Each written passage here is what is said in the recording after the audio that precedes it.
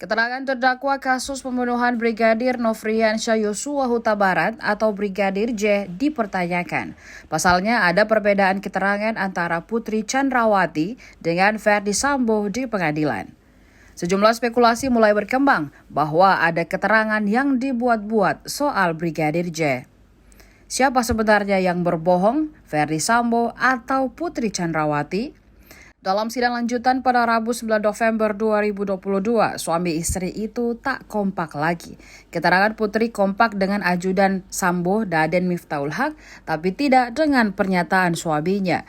Daden menjelaskan jika dari total 8 ajudan dan sopir yang bekerja di bawah Ferdy Sambo, hanya Brigadir J lah yang ditugaskan menjadi ajudan Putri Chandrawati.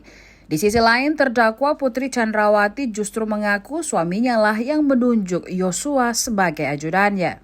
Keterangan yang berbeda dari Ferdy Sambo. Sambo menegaskan jika istrinya Putri Chandrawati tidak mempunyai ajudan. Sambo beralasan Yosua hanya kerap membantu untuk urusan rumah tangga saja. Sesuai dengan peraturan Kapolri nomor 4 tahun 2017, anggota Polri bisa mendapatkan penugasan sebagai ajudan dan para pejabat, termasuk pejabat di Polri.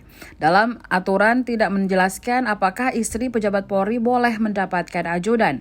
Diketahui kasus pembunuhan Brigadir J kini memasuki tahap persidangan. Kelima terdakwa yakni Ferdy Sambo, Putri Chandrawati, Richard Eliezer, Ricky Rizal, dan Kuat Ma'ruf masih menjalani serangkaian sidang.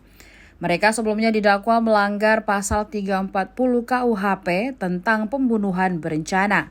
Ancaman pidananya yakni hukuman mati, penjara seumur hidup, atau maksimal 20 tahun penjara.